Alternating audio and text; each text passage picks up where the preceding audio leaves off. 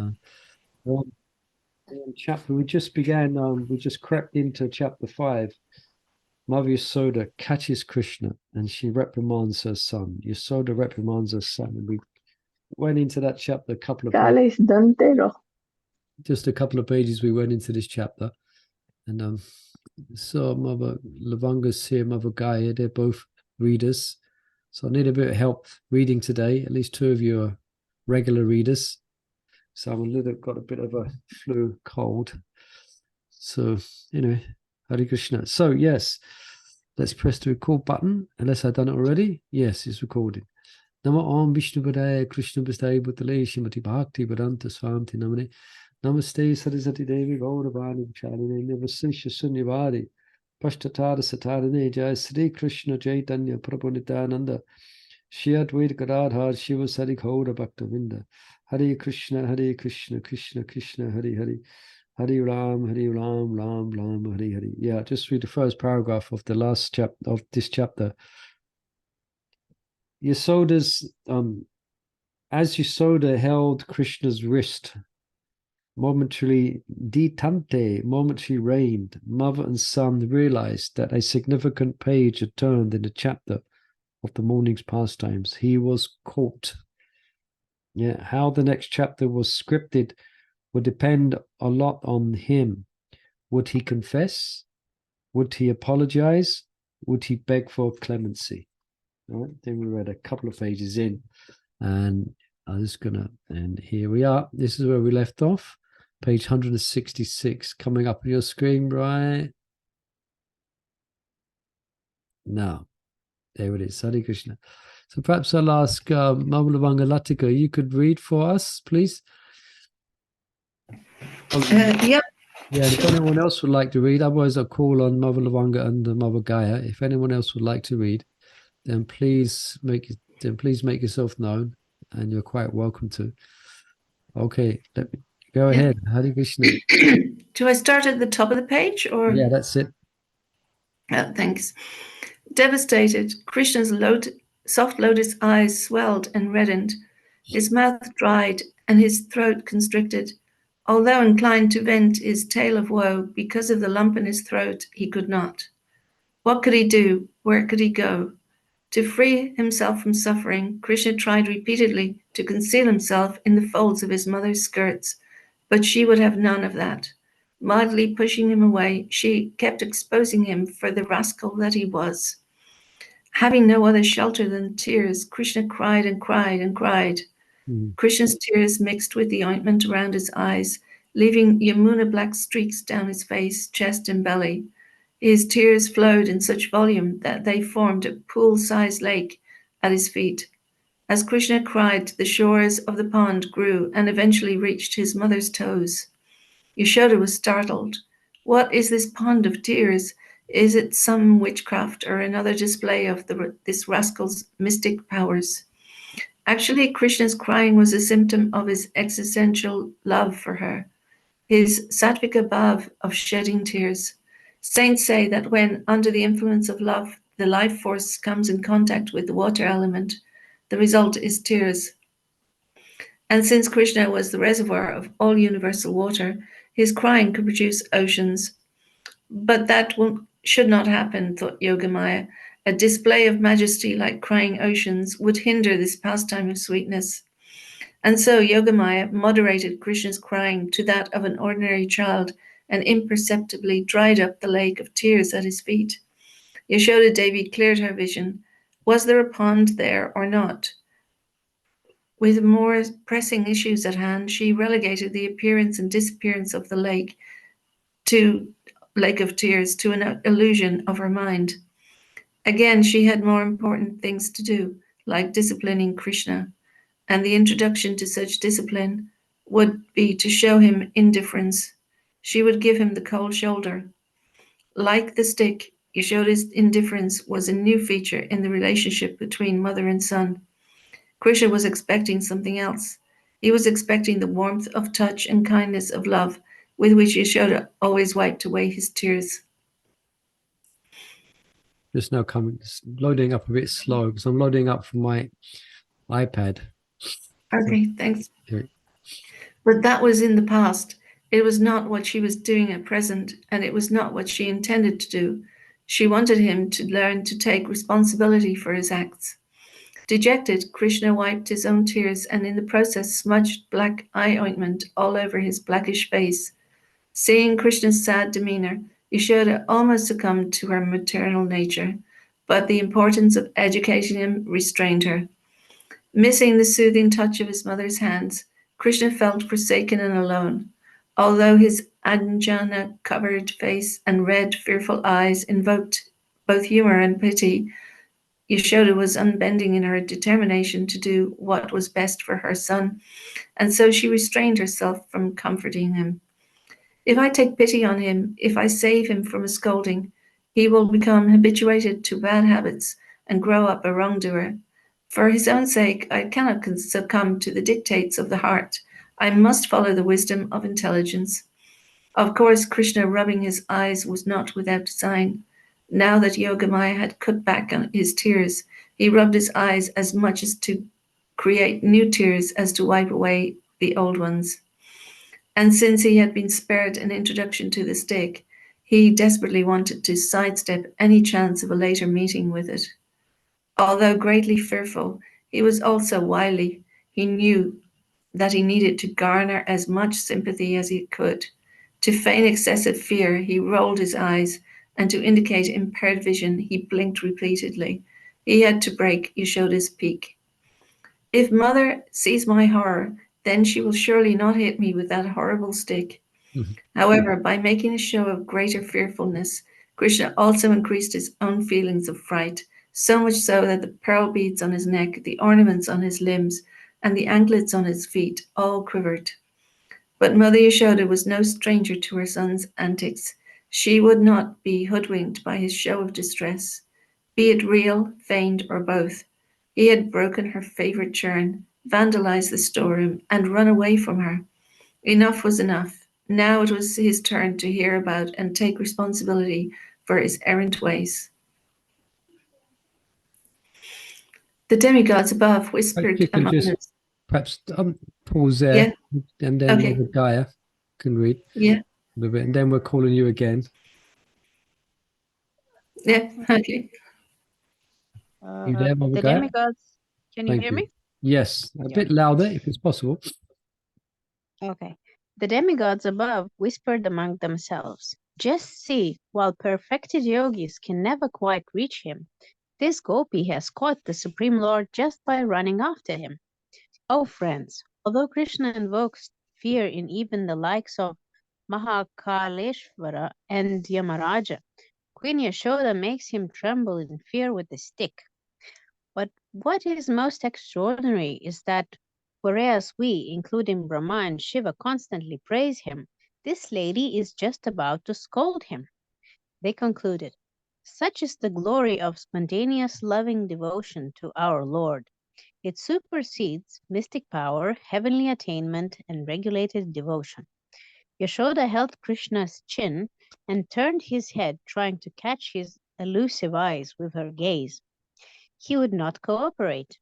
Exasperated to no end, she let loose a torrent of expletives, whatever that is. Expletive, yeah. Expletives. O Ashanta, O restless one, Roshagrasta, a one swallowed by anger, Mugdha Prakrita, greedy one, Vanara Priya, friend of the monkeys, Griha Lubdhaka, house thief. Why have you brought ill fame on your lineage with such bad qualities? Krishna was hurt. Why did she have to call him names like friend of the monkeys? He Hmm. tried to pull away. Yashoda raised the stick. Stand where you are and take your medicine. I will punish you, and that punishment includes not being able to see your friends or to play. Krishna cowered in fear of the stick. Would she really hit him? No, she would not. Although Yashoda wanted to correct her son, there were limits that she would not cross, and striking her son was forbidden territory. But she would not hesitate to make believe that she would. If you are so afraid of this stick, why did you not think twice about breaking the churn? Krishna thought, Oh, it never crossed my mind that you would raise a stick at me. Out loud he said, I promise I will not do it again, but please drop it. Mother Yashoda would not drop it. After so much effort, he was finally restrained. Instead of calming down, she became more intense. She gazed at him sternly, shook the stick, and scolded him. For Krishna, Yashoda's admonishment was the most intense punishment that he had ever received. It was an expression of love that manifests two divinely contrary aspects. On one hand, it soothed him like a heavenly shower. On the other, it shook him like an earthquake. Time was passing slowly, agonizingly so. Krishna felt the shadow of Yashoda's anger to be shelter for millennia, but Yashoda's perception of time was different. She thought her chastisement to last but a moment. Such are the relative movements of time, even in the timeless pastimes of the Supreme. As Yashoda continued to upbraid her son, the idea of tying him dawned over the horizon of her mind. Promises, promises. What is the value of a liar's promise? No, you will not do it again, because you will have no access to butter. What? He thought. No more butter? And no more yogurt? No yogurt either? I will tie you up, and for the time being you cannot play with your toys or your companions. Friend of monkeys, reform and stop your mischief. There it was again, that friend of monkeys jibe. Hmm. Krishna pleaded, Mother, I shall not do it again. Mother Yashoda could maintain her pique for only so long. Having vented her frustration and seeing the charm in his sad face, she felt her resolve weaken. But he should not see me compromised, she thought. Again she raised the stick for emphasis. If ever again you want to steal from the house, then remember this stick. Having said that, Yashoda Devi let the stick fall to the ground. Krishna breathed a sigh of relief. Dark clouds of fear parted, but the stick was still too close for comfort. Hare Krishna. Mother Lavanga? Or should I continue?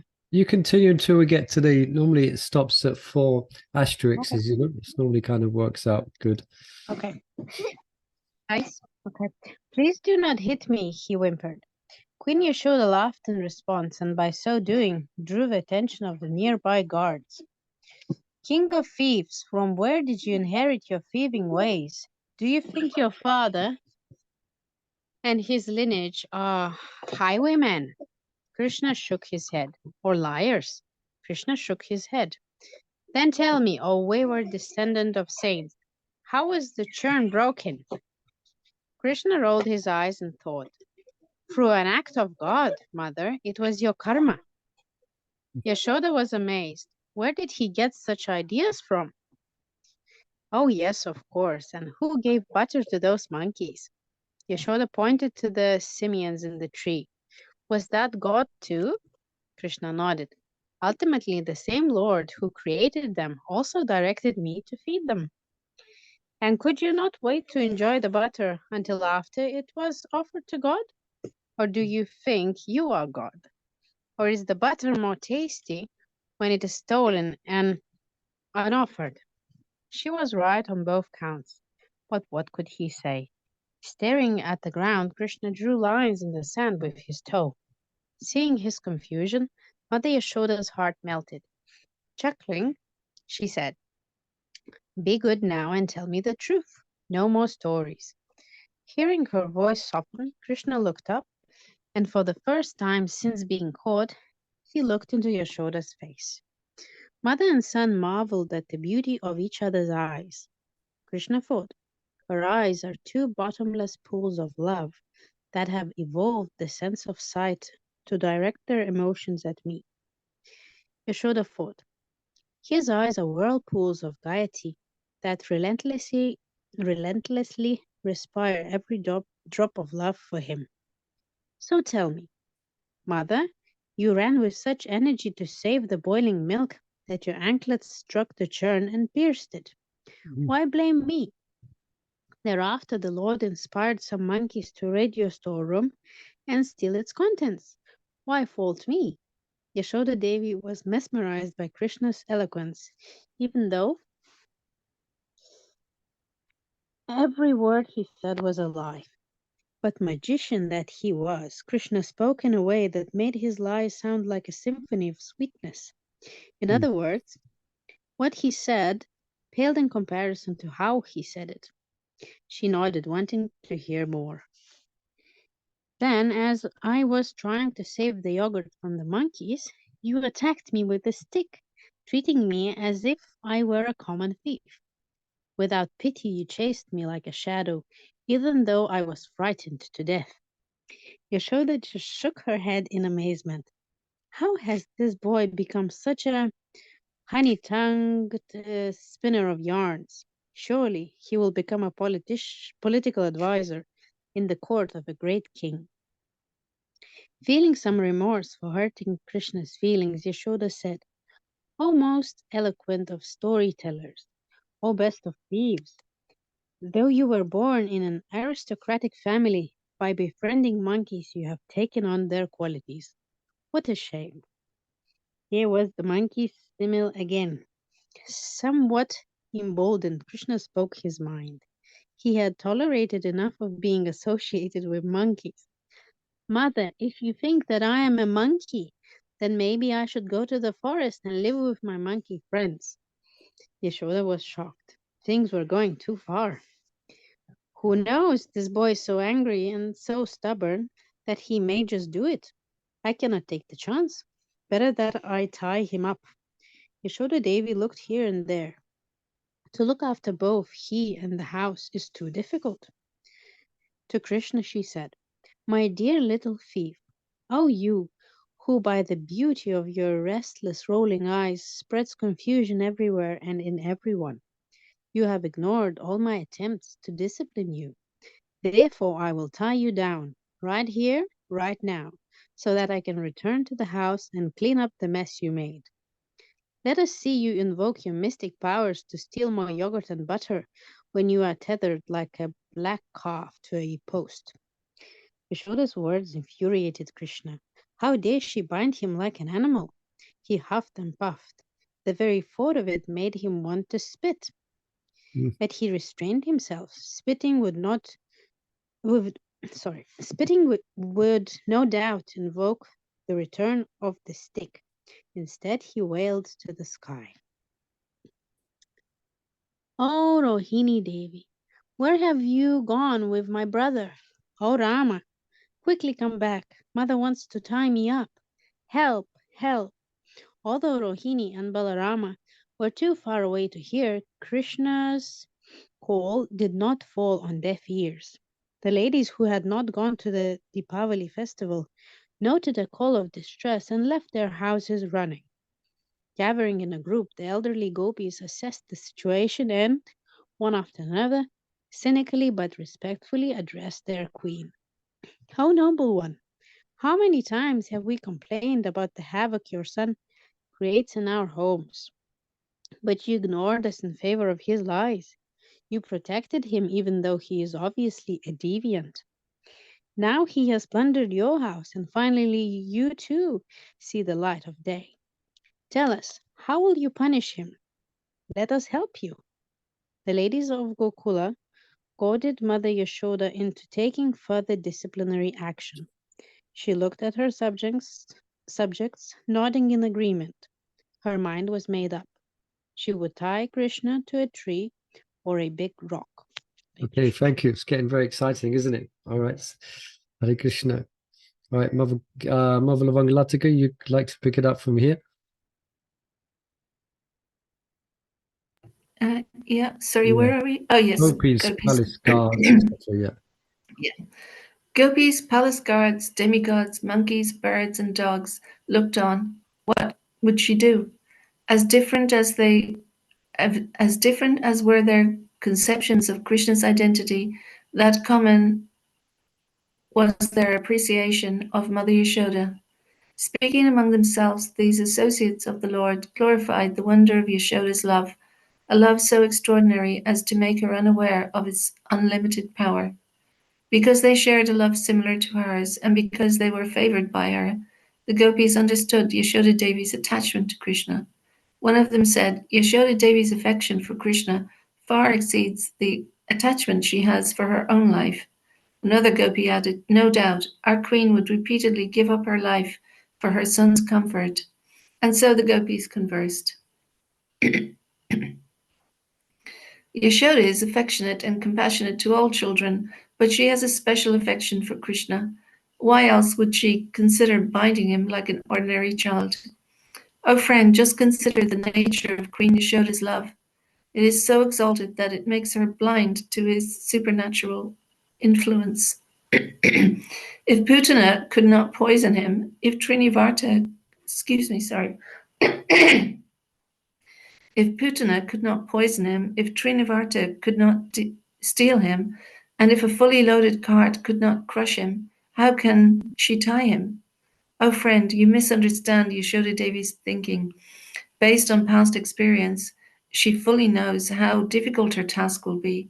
Still, loving affection obliges her to do what she thinks is best for him, however influential he may be. He is certainly a mysterious child, so innocent and yet possessed of such unprecedented powers. He must be the incarnation of a perfected mystic or a high-ranking demigod.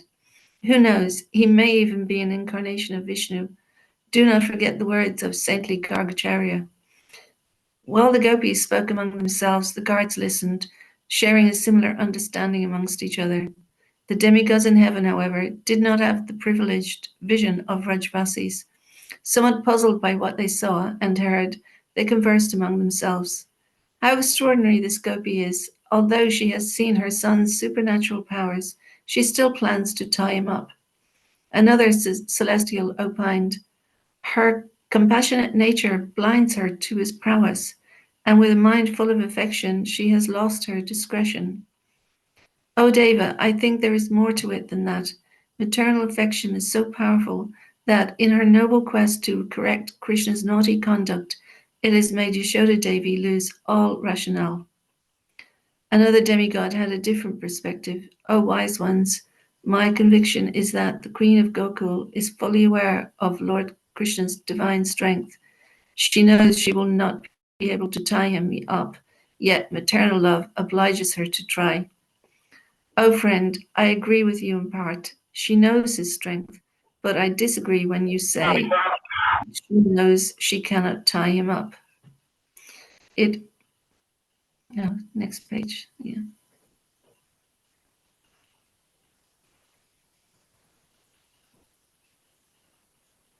Haribol? Oh, is that it? It is just the opposite. Loving devotion bewilders her into thinking that even though he is the Supreme Lord, she is stronger and so can bind him. A senior demigod concurred, I agree. Because she is his mother, Queen Yashoda considers herself more powerful than Lord Krishna. Our thinking is based on the universal rule that mothers are stronger and more influential than their toddler offspring. This viewpoint did not sit well with everyone, and so a debate arose among the demigods. Did Mother Yashoda know the true powers of her son, or was she ignorant of them?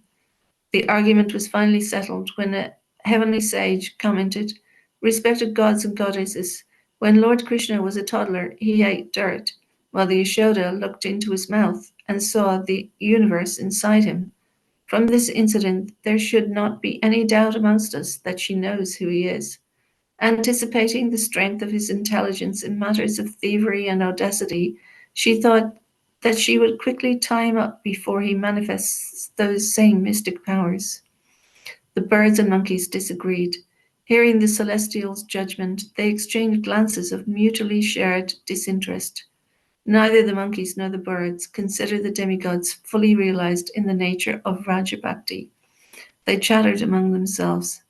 What difference does Krishna's supreme divinity make to the fortunate soul who has maternal loving devotion to him? None at all.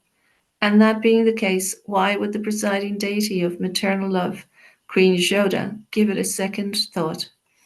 Exactly. Although she has seen the universe within him, although she has heard that he is just like Narayana, although she has seen him kill demons, our queen does not care for these things. Pure love for her son makes his good conduct a higher priority for her than understanding who he is and how his powers are spread everywhere. Considering that he should be directed to the path of good behavior, she has thrown aside her stick and will now try to bind him. Yes, in the absence of his being able to practice self-control, Dharma, Yasoda Devi considers the next best thing is to control Krishna with a rope, Dharma. The birds and monkeys cheered at the prospect of witnessing a new pastime. No doubt it would shower them with unprecedented sweetness. Yet the wise owl knew that this pastime was not new, that it was eternal, and that the ancients sometimes spoke of it. He thought, how wonderful to see firsthand this treasured Damodara Leela. The dogs listened to the other animals converse. They were not liberated souls. In their past life, they lived in Gokul as practicing devotees, and due to their offenses, they had now taken a lowly birth. Gradually, by living in Vrindavan, they developed faith in the devotion displayed by Krishna's associates, and so they accepted as truth whatever the monkeys and birds said. By such continued association, these dogs would also attain perfection, at which time their understanding of Krishna's pastimes would mature. In the meantime, they had complete faith in the conviction of their superiors. In addition to the above-mentioned creatures, there were innumerable living entities in Gokul, moving and unmoving, that had realized the truths of Krishna's pastimes, either partially or in full. Among them were Krishna's eternal associates, who had descended with him from Goloka, like the Bandira tree.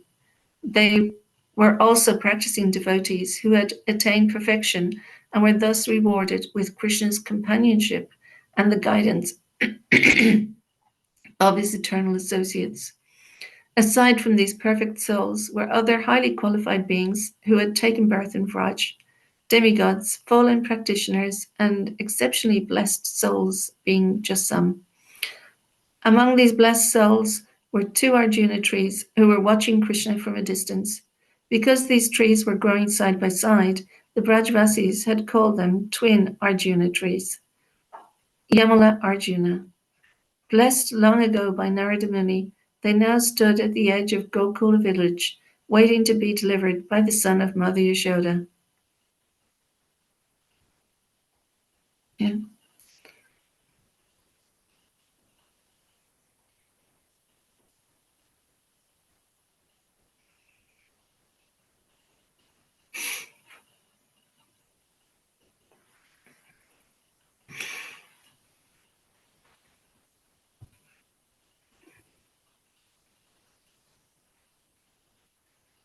Sorry, has it slowed down? We can't really read this page, Prabhu. It's a picture. Yeah.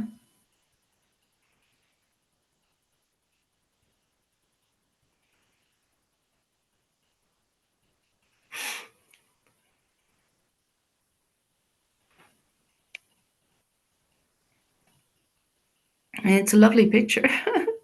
It's very sweet.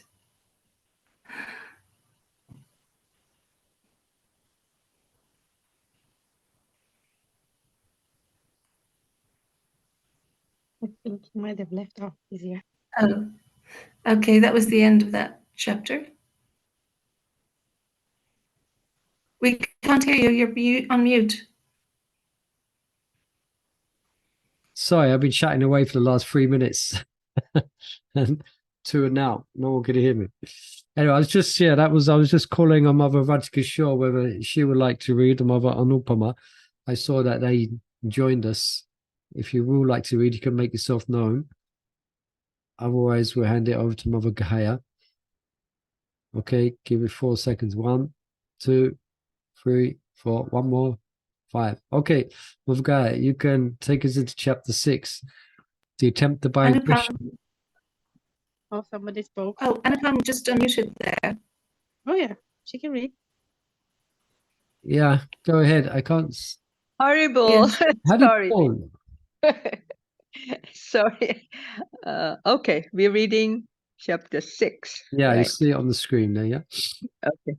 Yashoda Devi was resolute in her determination to reform her son's character. He was now old enough to be disciplined. Sorry, because I've got to flick the page, and old enough to learn good behavior. Tying him up would teach him a good lesson, she thought, and it would give her freedom to complete her housework. Her mind inundated with pure love, Yashoda did not consider that the entire creation, beginning with the great Brahmana and Yeah. sorry, Are you ending with reading this. from the computer? Are you reading from something? No, else? I'm reading on my telephone screen, and therefore I've got to Okay, okay. right and left.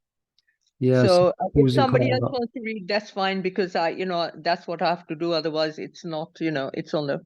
All right, all right. Perhaps then Mother Gaia, could you come in? Or Yeah, Mother... Sorry about that. Where did we finish? Sorry, I wasn't following the lines. Just begin Well, the second paragraph, her mind, yeah? Yeah, because Anupam's got a small device, which means she has to scroll yes, and I pause it. see. I see, okay. Yeah. Her mind inundated with pure love, Yashoda did not consider that the entire creation, beginning with the great Brahma and ending with the smallest insect, is bound by the qualities of her son's illusory powers. Instead, she thought that, like her, he was an ordinary human. So she set about the impossible task of finding the all-pervasive one. In time, and after much exertion, she would succeed.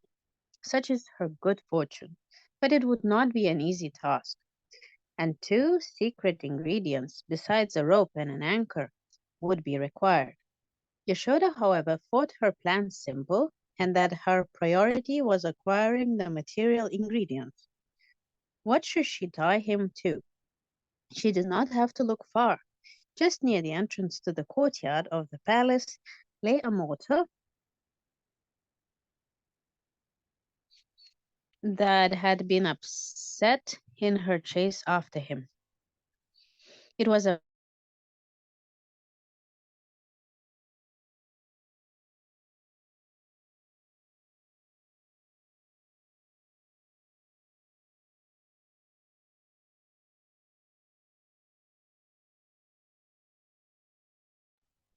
We've lost Mother Gaia's voice. Devotees can hear me? Yes, I can hear you. Can you hear me? We can't hear Mother Gaia. No. Oh, something's happened there. Okay. Yeah, we can hear you, Molly Prabhu. Yeah. Okay, so let me just continue here, do my best to read. It was a public mortar used by villagers and travelers. Was it he who had knocked it over, or she? It did not matter. The mortar was conveniently close and was heavy enough to be the anchor. Krishna understood what was on her mind. She's not tying me down, and definitely not to that. But she was. Mother Yasoda was not about to entertain any more nonsense. Forcibly dragging Krishna the few steps to the mortar, she said, "Since you are so fond of mortars, I will marry you to this one. You will be tethered like an elephant calf. Let the wedding begin." But that was easier said than done. And where was the rope with which to tie him? In her hair. With a graceful movement of her left hand, Yasoda Devi took a golden cord that bound her braid at its root and dangled the silken tie in front of Krishna. Arching her lovely eyebrows, she shot a piercing glance at him, which he returned with 10 of his own. Was he like Daksha to be bound at the neck by a rope? Did she really think he was a docile baby elephant? Yasoda paused momentarily to consider which part of him to bind. Certainly not his wrist or calves, that would cause him pain. and his hands and feet were small enough so that he could wiggle free. He would have to be bound firmly. But how? At the waist, chuckled Yasoda. Well tied around the belly, your chubby behind and scheming head will not allow a rope to slip free. She giggled at her joke. That was not funny, he thought. Krsna did not know whether to scream or cry. How could she humiliate him in this way? Just because I am her son does not mean that I take birth, and just because I look like a human does not mean that I am mortal. Both time and death fear me. Does she not? No, she did not. And here's a nice picture. Yasoda's going to attempt to bind Krsna. It's coming up now. Krsna. Okay, continuing.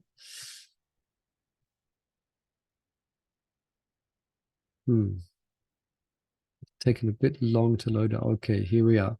Krishna's real identity was certainly beyond the range of sense perception. That is why he is called a Doksaja. But Mother Yasoda's mind and senses were sanctified with thousands of feelings of love for her son. Those feelings made it impossible for her to think of him other than as a toddler and as her son. How could she fear him? She could not recognize his greatness. I am Vibhu, infinite. How does she propose to tie me? But the same motherly affection did not allow Yasoda Devi to think of Krsna as being infinite. However, the truth was that while Krsna felt very finite when cuddled in her arms, he was simultaneously very unlimited. In trying to bind Krsna without his consent, Mother Yasoda would experience that unlimited nature of his. Wanting to bind him and actually binding him were two different things. The watching gopis doubted whether fettering Krsna would be as easy as Yasoda surmised. They whispered to each other so as not to anger their queen. He is not ordinary. If he does not want to be tied, who knows what illusions he will conjure up. There is no use trying to discourage the queen. She is as determined as he is resistant. The first silken cord was obviously too short for his waist, and so Yasoda reached for a similar one that tied the end of her braid. Still holding on to Krishna's hand, she cleverly tied the two silken cords together and tested the knot. It was strong. This would be enough for his waist. But what about rope to reach and encircle the mortar? That would have to come from elsewhere. Turning to the curious gopis, Yasoda saw two maidservants and ordered, O Kurangavati and Lavangavati, please bring some smooth, soft rope made of jute. Do not delay, be quick. The women ran into the palace. What rope could they take to Mother Yasoda? They were gopis, and so their minds immediately turned to the ropes that were made for churning yogurt and for tying cows. Wading through the stunning turmoil of Yasoda's storeroom, they reached for the tasseled churning ropes hanging from a peg. Okay, just changing the page. Here we are. Two should be enough, said Kuranga. Let us take a few more just in case, replied Lavanga. Having completed their mission, the two women returned to the front gate where a significant crowd was gathering. Now that Yasoda Devi was actively involving the villagers, word spread from house to house. Soon there arrived many opulently dressed gopis, the embodiments of motherly affection, accompanied by their curious sons and daughters, nicely dressed, ornamented, and combed. Everyone was dressed for the Deepavali festival, but little did they know that they would be attending a festival much greater than the Festival of Lights. They were participating in the supreme festival of love, Premavali. Silken cords no longer binding her hair, Yasoda Devi's braids loosened and locks hang over her forehead, accentuating her intense effort to educate Krsna. As beautiful as Yasoda was when carefully dressed and groomed, she was all the more beautiful when windblown in the exertions of loving devotion. The villagers looked on in amazement. Lavanga, tie the ropes together and wrap them around the mortar. The gopis tied the 4 churning ropes together, tassels and all. Then Lavanga thrice wrapped the entire length around the tapered center of the mortar, tying the shorter end to the longer. When a knot was tight, Lavanga held out the long end to Yasoda. But before joining the outstretched cord of the rope, Yasoda Devi would first have to tie Krishna's waist, and that will prove to be more difficult than she thought. Who does she think I am, he thought. Who does she think she is? By the arrangement of... Oh, Hare Krishna. Someone likes to read? Perhaps Mother Gaia, you could read from here. Sorry, I disappeared. Something wrong with the internet. Oh, yeah, can you're back try. now. Sorry, yeah. And I try again. Yep. If not, I can try. oh, so nice. Okay. By the arrangement of divine providence, a varied audience had gathered to witness this unique pastime. The demigods watched from the heavens, the birds and monkeys from trees, and the gopis, guards, and children from the town square. And each of these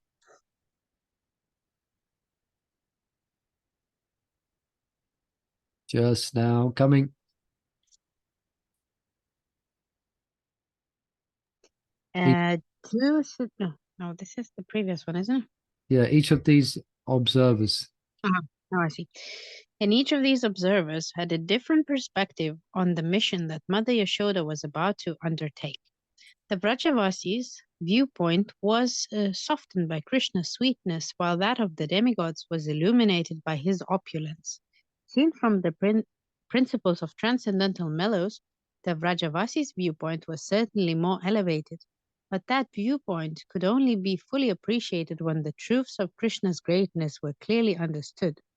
As Yashoda Devi held the cord with which she would tie Krishna's belly, the demigods excitedly conversed among themselves. Mhm. How is it possible that this gopi thinks that she can bind the all-pervading one, who cannot even be measured? Call it the illusion of love.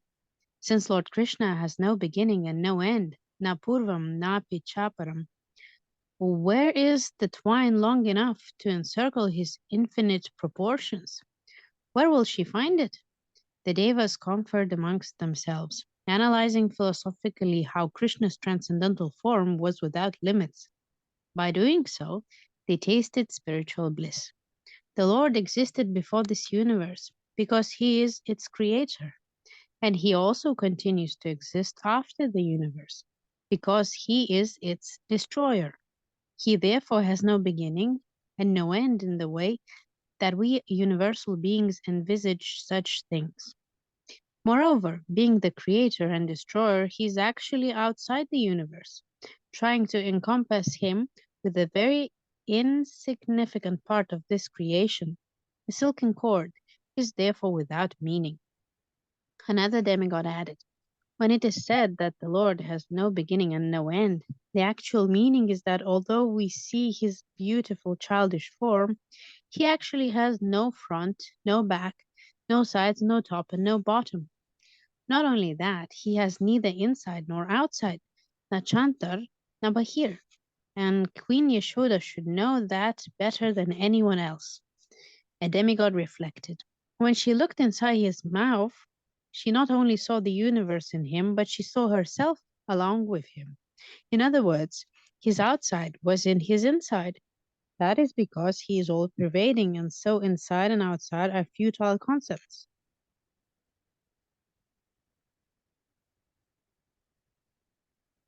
In relation to him.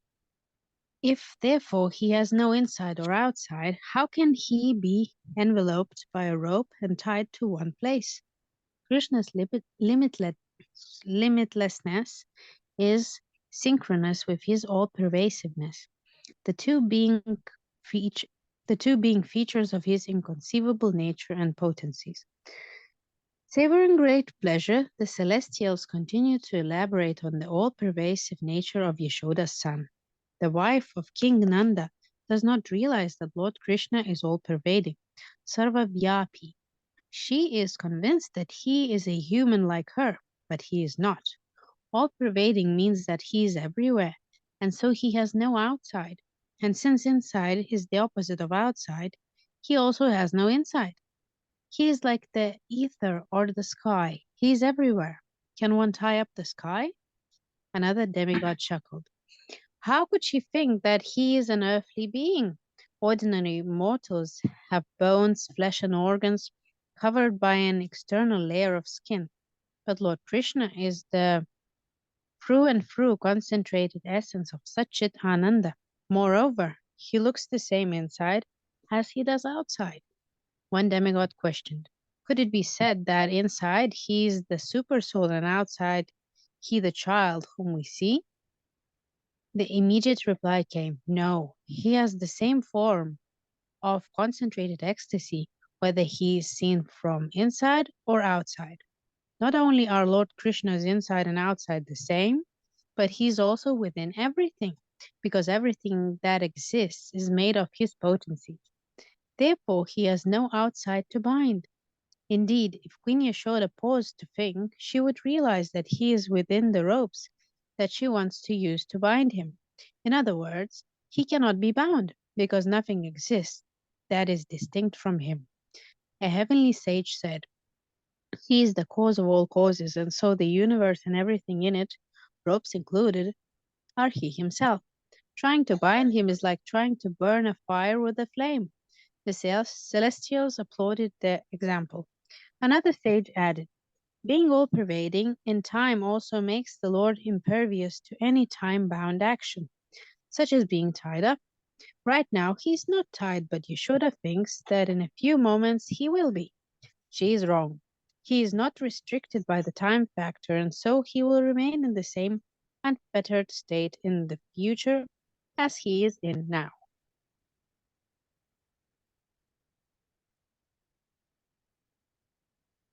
Good. 186. Oh, Right? As yeah. intelligent? Yes, correct. As intelligent as they were, even the demigods had difficulty in understanding the consequences of Krishna being all-pervasive in time. Nonetheless, they accepted what they had heard from authorities and tried to contemplate his greatness. Some reflected, he is untied now, therefore he will always remain untied no matter what actions Queen Yashoda takes in the future. Purvaparam. If we demigods cannot even conceive of how to bind Lord Krishna, then why does this gopi think she can? Verily, it is impossible. Someone added, he is infinite, Vibhu. How can he be bound? Hearing that Krishna was infinite in size, some demigods queried this proposal on the basis of a logical principle that only objects of medium size possess form, whereas both infinitesimal and infinite things are formless. One deva said, that which is infinite like ether, or infinitesimal like the atom, is formless. And we see Lord Krishna being medium-sized and possessing a human-like form. How can he be said to be infinite, or the opposite, infinitesimal? That would make him formless. Another deva was quick to respond. He can be infinite and also possessed of form because he is different than anyone else or anything else. His inconceivable potencies make all such things possible and thus reconcile what appear to be contradictions to us, but which are not contradictory for him. Therefore, Smriti says, he is neither infinite nor infinitesimal, and yet he is simultaneously both. In the same way, he is said to be colorless, but his complexion is blackish and his eyes reddish. The Supreme Lord is described in such contrary ways, according to how he employs his unlimited powers. To confirm Krishna's inconceivable nature and potencies, another demigod added. A similar scriptural statement is, in size he is neither big, medium, nor small, yet he is all three. The demigods clapped their hands and chuckled in good-humored appreciation of their Lord. Finally, one of them summarized, logic has its place in the process of evidence, but it is insufficient to fully explain or understand Lord Krishna. For this reason, Bhishma Deva has said,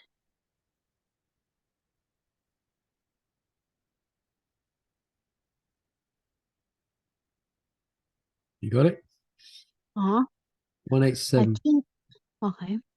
Achintya kalu ye bhava natam starkena yojayet. Prakritibhya param yachcha tad achintyasya lakshanam. One should not try to understand by logic that which is inconceivable. That object which is beyond material nature is called inconceivable. Let us recall that Mother Yashoda looked into the mouth of her medium-sized boy and saw within him the infinite universe, and she also saw his divine form. Now I ask you all, O wise ones, what size was the Lord that she saw? Again the demigods laughed in wonder. Some said infinitesimal, while others said infinite, and still others said inconceivable. And so it went on. Let us be honest, the Lord is far beyond our ability to understand him. Not only did Yashoda see the Lord as being infinite within his medium-sized mouth, but according to our creator Brahma, Lord Krishna exists in his fullness, with all potencies in every infinitesimal atom. Can any of us comprehend that? Someone asked. This universe, along with each and every one of us, is present in every atom? Yes, and again, we are present with Lord Krishna in each of the atoms, within each universe, within every atom, and so on, ad infinitum. Inconceivable, said the demigods and laughed. Let us just say that Lord Krishna eternally exists in his own transcendental form, which remains forever inconceivable to the greatest of minds. Looking first at each other and then at Yashoda Devi, the celestials sang in chorus. And she wants to encircle Krishna with a cord and tie him to a mortar? That would truly be inconceivable. One great demigod said, It would, but it is quite likely that we will see it. How can you say such an extraordinary thing? Because in the same way that the power of Lord's grace makes his unmanifested form visible to our eyes, it is most likely that by the same grace he will enable Mother Yashoda to Bind him. probably Yes. bind him. And by the same grace still, he may well grant us eyes to see that happen. The demigods were eager to know what teaching would be imparted to them by such a pastime. But before they could ask, another topic emerged. How was the unmanifested Lord known to the intelligence, mind, or senses? And so they conversed. The Lord is adokshaja, transcendental to knowledge gained by senses gross and subtle. So he can be seen only by his special grace. Indeed, everything that we conditioned souls experience is made possible by the agency of his potencies, but that is his common mercy. Yes, beyond this material nature lies his eternal spiritual nature, which is unmanifested, avyaktam, to even those who have his common mercy. It therefore requires his special mercy to see him in his original transcendental form. The demigods who hinted earlier that they may see Damodara Lila now continued.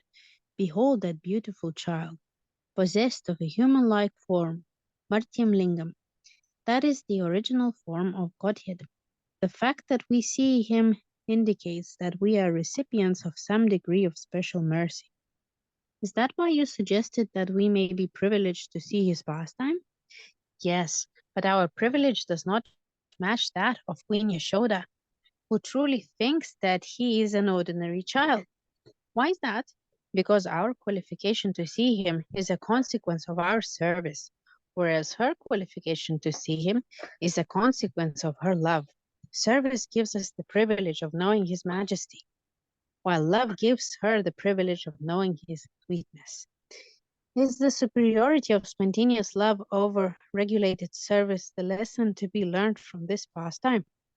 Yes, that it is. May the Lord instruct us in the way that he has planned. Agreeing to this conclusion, the demigods became silent and turned their attention to Mother Yashoda and her son. What would she do? They hoped that they could see. Okay, very nice descriptions, isn't it? Hare Krishna. I guess I can have a bit of try and have a read here now.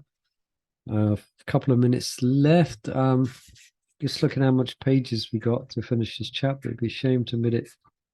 We might go over, for those who can stay, we might go over a few minutes just to complete this chapter. I'll try and read a little bit quicker.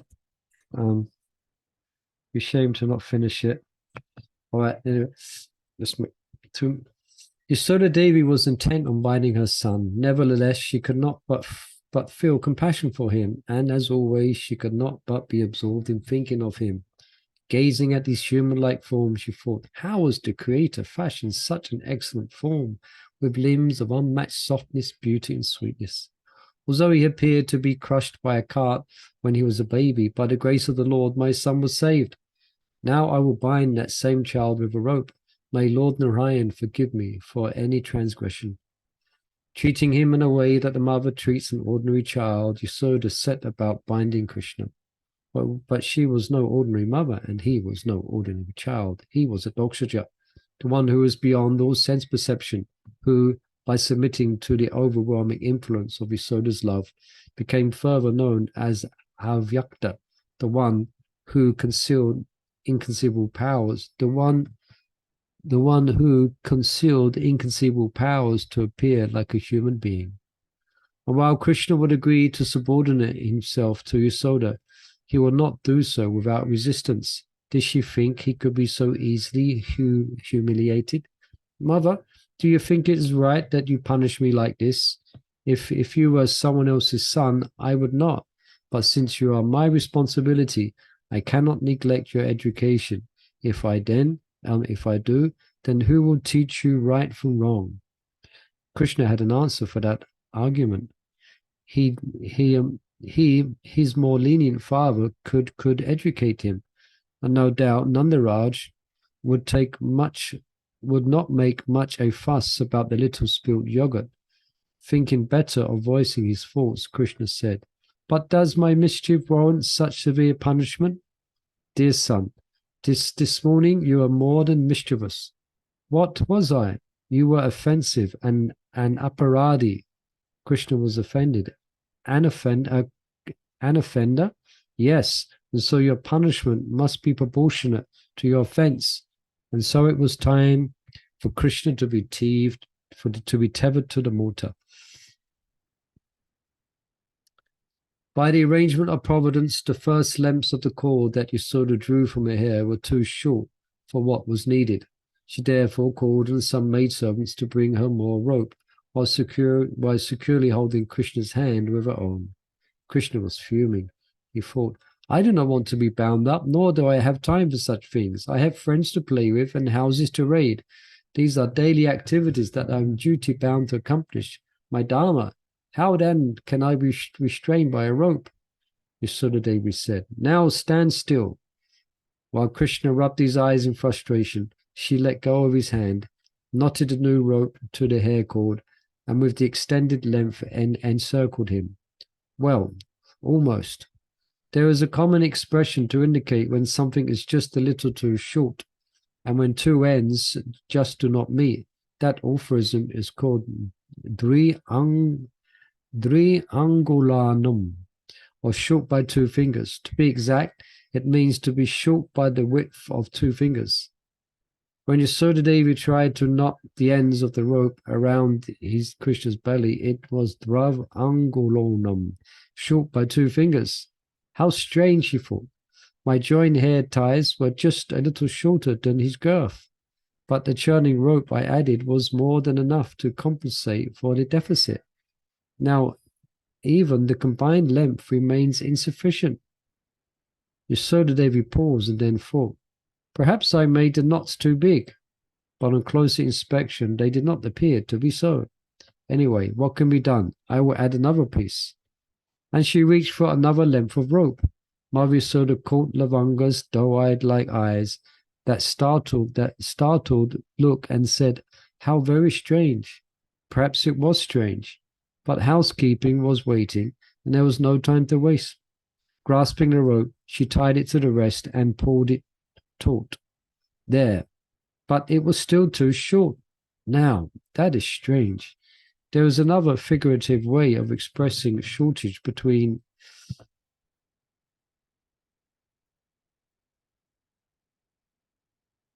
between two ends, and that is Chanaka Adi, the distance of 2 chickpeas, an indefinite but small distance. And Yasoda Devi was suspicious that this inability to secure Krishna to the mortar was due to some mystic power, his or someone else's. Afraid that he would run away and hide in the forest, Raj's queen sat on the upturned mortar and pulled Krishna into her lap. He may be difficult to tie, but he is easy to embrace, she thought. Give me some more rope. Yasoda Devi's argument with Krishna had attracted an increasing number of village ladies and children into the courtyard. Now the puzzle of the untieable ropes drew the Rajrasis into a human ring around their queen and her son. They whispered among each other, and the brave ones spoke to Yasoda. "Oh, queen, what is this game you are playing? This is not a game. I am disciplining my son. What is stopping you from accomplishing in it? The ropes seem to be shrinking when I try to tie him." The ropes did appear to shorten, but when Yasoda looked at each individual length, they seemed to remain the same. They were not shrinking. Tying piece upon piece, the length was becoming longer and longer, but the total still remained 2 fingers width short. That is amazing. Krishna made a wry smile. Yasoda's inability to encompass him was his way of instructing the world that among the 3 processes to approach him, fruitive work, mystic yoga, and devotional service, the first 2 would be ineffective in reaching him. Seeing Krishna still unfettered in Mother Yasoda's embrace, the demigods had evidence of their early conclusion. He was both medium-sized and infinite. They said, "Just see, although the Lord is completely enveloped in his mother's lap, still no amount of rope can bind him. We were faithful in our understanding. In some inconceivable way, the Lord is both medium-sized and infinite. From this we can infer that, although unseen by us, he is also infinitesimal, and he is all 3 simultaneously." Okay. The demigods applauded the Lord's inconceivable potencies. Krishna, however, was not interested in celestial praise. He was more concerned with convincing his mother that he did not want to be bound.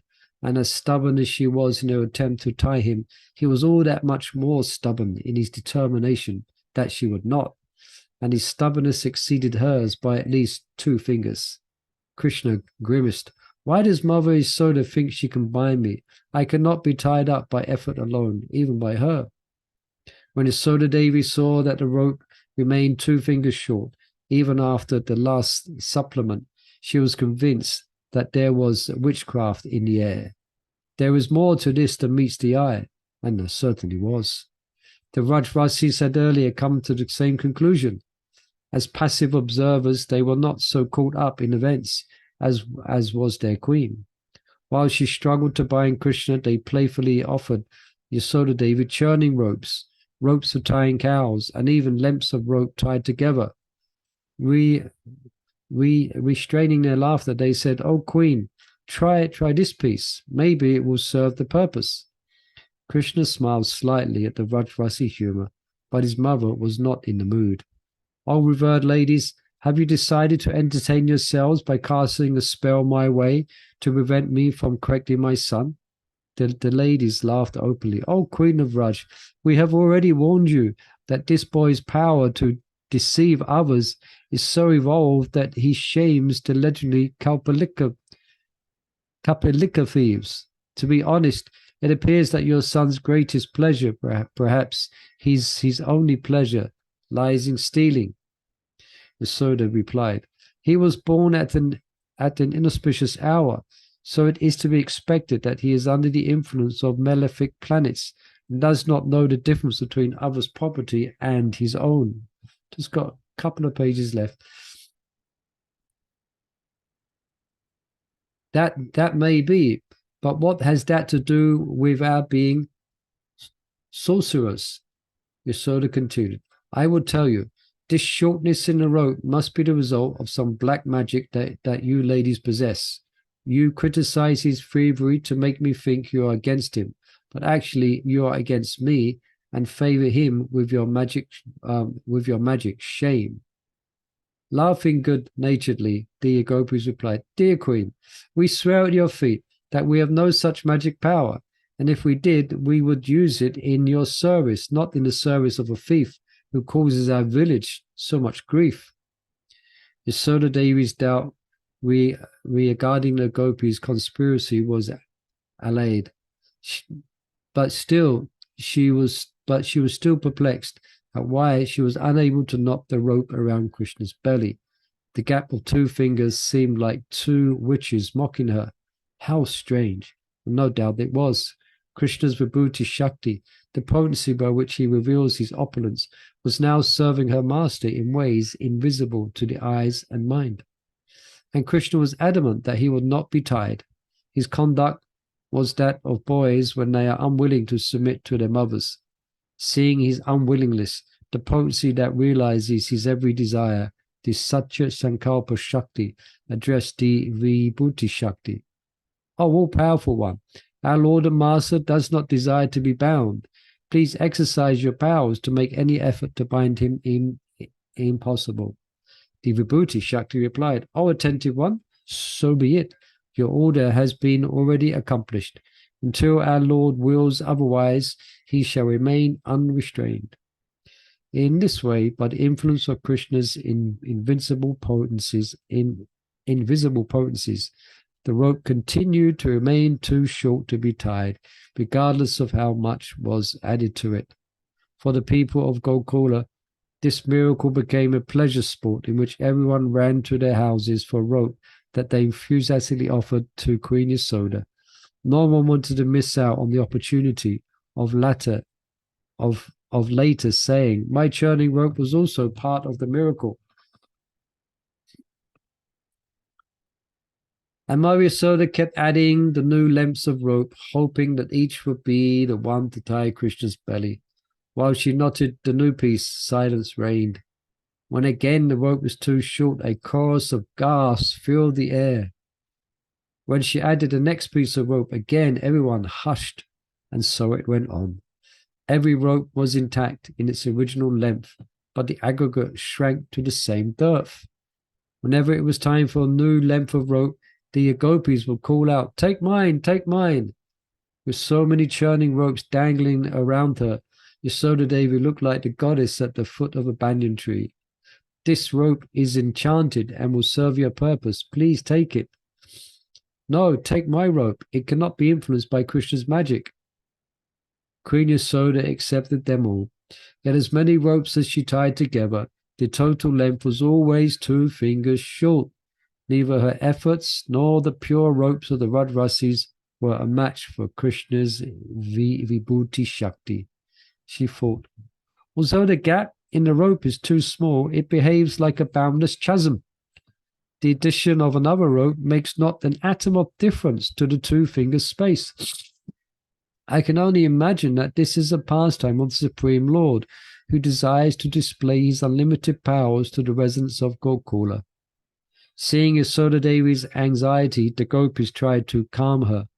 O Queen, who is more fortunate than you? Yesterday you tied a small golden chain around Krishna's waist, and now you cannot bind him with all the ropes in our village. One elder said, no matter how many ropes you tie together, they can never be joined, and the shortage is always a mysterious 2 fingers width. It seems there is some divine interference in your plan. Do you not think that you should abandon your attempts at tying your son? While Krishna continued to rub his eyes and sob, Yasoda Devi paused to consider this advice. It appeared that he was enjoying the attention and vying for the sympathy of the Radrasis. Whatever the mystery may be, it is my duty to discipline him, she thought. To her maidservant she said, bring more rope. O Queen, we have emptied your palace of every kind of rope. Hearing this, Krishna was momentarily light-hearted. Perhaps this ordeal is now over. But it was not to be. Turning to the villagers, Yasoda said, bring all the rope from your houses. I will bind this boy even if I have to collect all the ropes in Gokula. The gopis joyfully accepted this order on their heads. They were blissfully eager to participate in and witness Krishna's incomparable pastime. To gather all the available rope, some ladies scurried home while others sent their sons. The ropes for churning, the ropes for tying cows' legs, the ropes for tethering naughty calves. They brought them all. From above, the demigods saw the movement of the Rajrasis in a way that humans see ants swarming around the anthill. They wondered, and they were amused. After finding her second wind, Yasoda Devi feigned anger. She brusquely took all the ropes handed to her and tried to bind her son, all to no avail. Oblivious to whatever power was causing this wonder, the dull-eyed housewives of Gokul laughed quietly, tasting a special bliss in their hearts. The ropes seemed to have a life of their own. Sometimes they were all visible, and sometimes only a few. Truly mysterious, thought the queen. So much rope has been added, and yet I see nothing but the silk cords for my hair. Where does it all go? Yasoda Devi's determination was an expression of her love. The same can be said of her anger and her sense of obligation to discipline Krishna. Indeed, her entire being was a manifestation of eternal love, and so Krishna accepted her chastisement as if it were a caress. But he did wish that it was over. Rubbing away a cascade of tears, Krishna pleaded in a voice choked with the rich nectar of his words. Dear mother, I had told you that the Supreme Lord arranged for the devastation of your churn and storeroom. Still you wanted to punish me. Who am without fault. Can you not see that the same Lord is performing this miracle to protect me from your injustice? Mother Yasoda eyed her honey-tongued child. Oh, you whose words coax mango juice from stones. Do you not know that for a child, his mother is God? This is a statement of scriptures. Now you just watch as I take this rope to nullify your philosophy. Krishna again began to cry, rubbing his eyes with hands that had become sore from rubbing.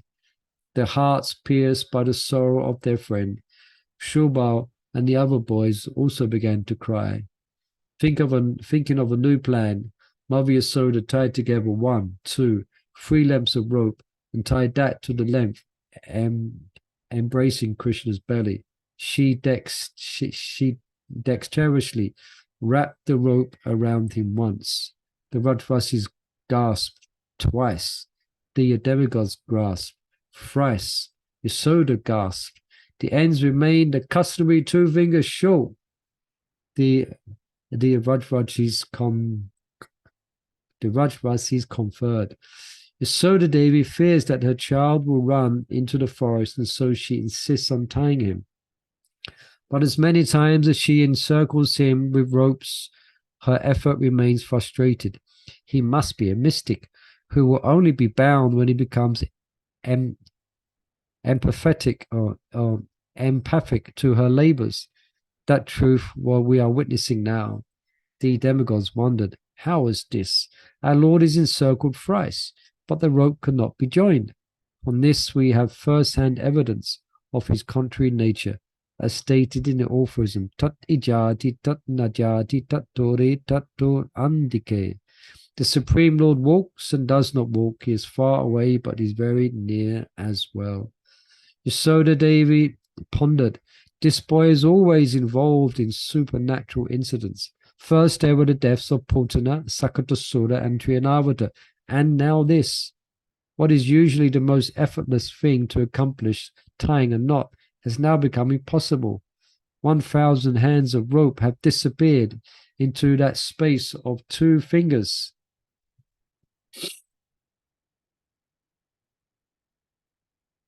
I wonder what the Supreme Lord wants to teach me by this, Krishna thought. There is no one to match the loving devotion of my mother. I exist by the grace of the dust of her lotus feet, but that love alone is not sufficient to restrain me. 2 more things are required. That is the significance of the 2-finger width gap. Until my devotees exert themselves fully in service, bhakta parishrama, and until I take compassion on them, mat krita apta, I do not become theirs. Okay. Hari Om, that's Hare Krishna. Hope the devotees are still with us. Yeah, still 7 devotees with us. Sorry about that, going a bit over time. It would be nice to finish it at the end of the chapter. So we didn't quite read where Krishna does become bound. That's the next chapter. Next chapter is entitled Yasoda Conquers Krishna. All right. So Hare Krishna, everyone. So unfortunately, there won't be a reading on Monday. I'll be in touch again when I get settled in where I'm going, and perhaps we can do on the following Thursday. Let's see. I shall be in touch. Okay. So thank you, everyone. I hope this was nice to hear these wonderful pastimes, and you're thinking of this when you're offering your candles to Lord Damodara. And yeah, Hare Krishna. Hare Krishna, everyone. Hare Krishna. Thank Hari you. Bol. Hare Krishna. Thank Hare you. Krishna. Prabhu ki Krishna jai. Yasoda ki jai, Hare Krishna ki jai. Vantakavatrubhascha, Kripasindhyacha. Harinam Abnibhyo, Vaishnavyo Namo Namaha. Hare Krishna, everyone. Hare Krishna. Lovely.